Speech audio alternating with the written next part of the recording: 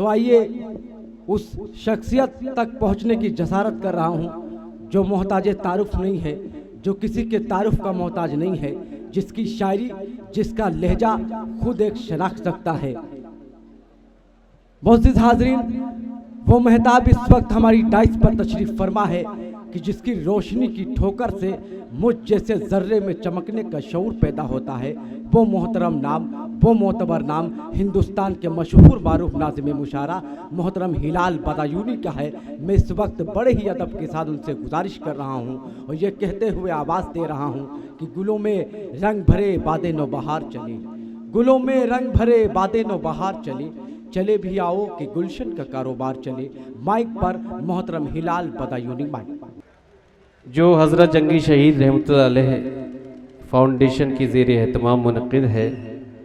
جس کے صدر ذی وقار علی جناب فرید محفوظ کدوئی صاحب ممبر اسمبلی سابق وزیر، مہمان خصوصی علی جناب محترم اروند کمار سنگھ گوپ صاحب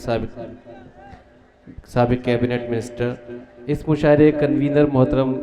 احفاظ حسین کدوئی صاحب، کو کنوینر محترم مقصود پیامی صاحب۔ دوستو پھر سے میں دوبارہ سے وہ 4 مصرے پڑھتا ہوں، یہاں سے یہ بھی چاہتا ہوں کہ آپ بیدار ہو جائے، جس سے مجھے اندازہ ہو جائے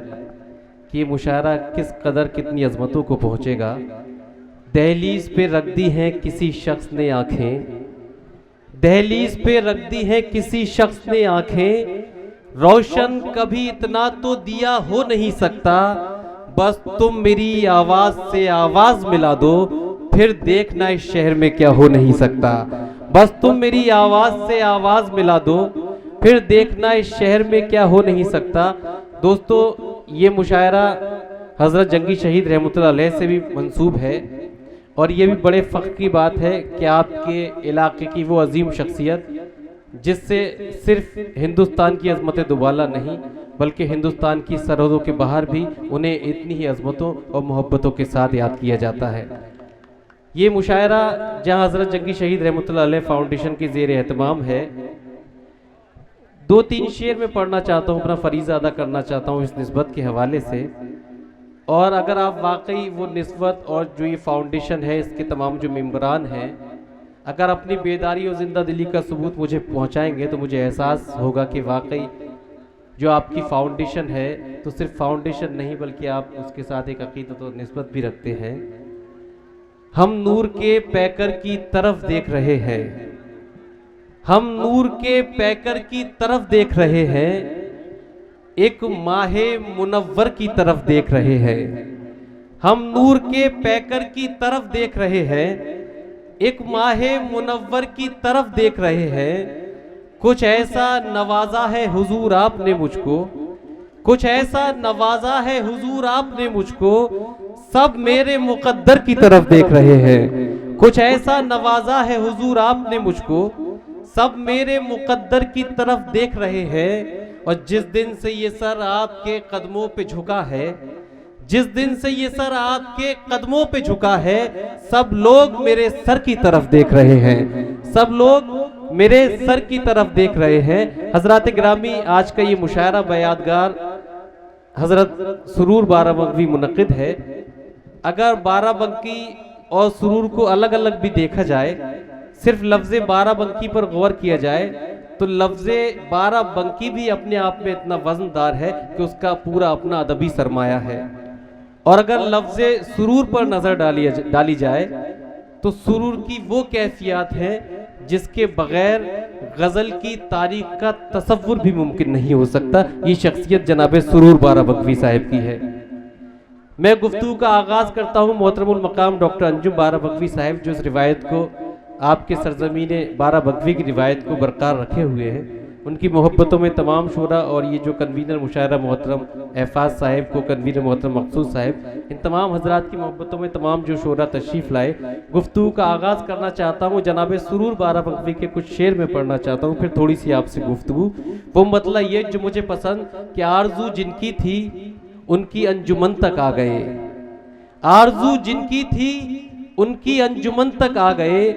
نکھتے گل کے سہارے ہم چمن تک آ گئے، آرزو جن کی تھی ان کی انجمن تک آ گئے، نکھتے گل کے سہارے ہم چمن تک آ گئے. مگر دوستو آپ نے جو اپنی محبوب شخصیت کی یاد میں خوبصورت محفل کا انعقاد کیا ہے اور اتنی خاموشی سے آپ نے ان کے یہ اشعار سماعت کیے, نہ آپ کا فریضہ ادا ہوا اور جو میری محنتیں رہیں وہ بھی رائے گا. میں چاہتا یہ ہوں کہ مجھے ان کا دوسرا مطلع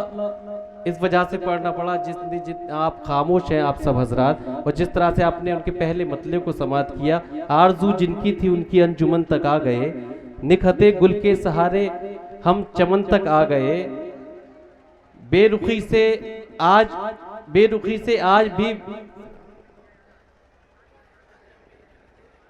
بے رخی سے آپ جب بیگانہ پن تک آ گئے, بے رخی سے آپ جب بیگانہ پن تک آ گئے, آج ہم بھی جرأت جرم سخن تک آ گئے, آج ہم بھی جرأت جرم سخن تک آ گئے. میں کدا پھر بھی غنیمت ہے جہاں اس دور میں ایک ہی مرکز پہ شیخ و برہمن تک آ گئے, ایک ہی مرکز پہ شیخ و برہمن تک آ گئے. معتبر ہو کر رہی دیوانگی اپنی سرور, معتبر ہو کر رہی دیوانگی اپنی سرور. جتنے اندازے جنوں تھے باغ پن تک آ گئے, جتنے اندازے جنوں تھے باغ پن تک آ گئے. دوستو یہ جو غزل میں نے پیش کی محترم سرور بارہ بغوی صاحب جن کی یاد میں آپ نے محفل منعقد کی, اس کا جو حاصل غزل شعر ہے وہ شعر یہی ہے, آج ہم بھی جرأت جرم سخن تک آ گئے. میں کدا پھر بھی غنیمت ہے جہاں اس دور میں, میں کدا پھر بھی غنیمت ہے جہاں اس دور میں ایک ہی مرکز پہ شیخ و برہمن تک آ گئے.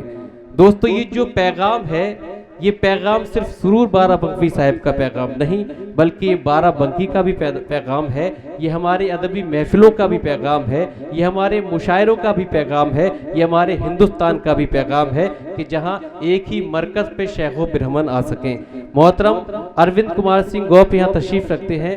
اور اس کے ساتھ ابھی ہمارے صدر ذوالفقار علی جناب فرید محفوظ کدوئی صاحب بھی یہاں تشریف رکھتے تھے اور بہت سے معزز مہمانان یہاں تشریف رکھتے ہیں. یہ اصل ہمارا ہندوستان ہے جہاں ہم سب لوگ شانہ بشانہ ایک ہی مرکز پہ متحد ہو جائیں اور وہی یکجہتی کو برقرار رکھیں, اسی اپنی عظمتوں کو حاصل رکھیں جن عظمتوں کے اصل حقدار ہم ہیں. میرے اللہ یہ آرزو ہے میری, میرے اللہ یہ آرزو ہے میری, کاش پورا میرے دل کا ارمان ہو, آدمی آدمی سے محبت کرے چاہے ہندو ہو چاہے مسلمان ہو,